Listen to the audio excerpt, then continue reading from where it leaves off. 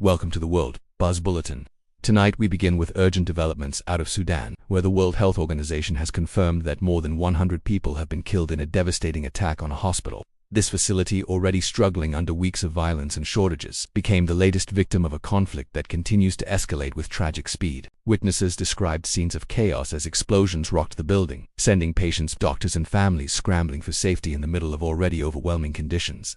According to the WHO chief, the attack has left the international health community stunned not only because of the scale of the casualties, but because hospitals, which should be protected, even in war, have become recurring targets in Sudan's spiraling unrest. Medical teams say they were forced to abandon critical care wards, leaving behind equipment, supplies, and in some cases patients who were too weak to move. Local responders, already stretched thin, have been pleading for humanitarian corridors as the violence blocks access to injured civilians in desperate need of treatment.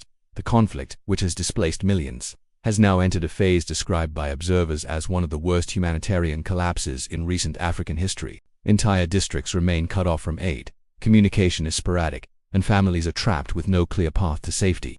The attack on the hospital, leaders warn, is a sign that violations are going unchecked and that the situation could deteriorate even further unless international pressure intensifies. As global organizations call for accountability and an immediate halt to strikes on civilian infrastructure, the people of Sudan continue to face uncertainty, fear, and loss, with no clear end in sight.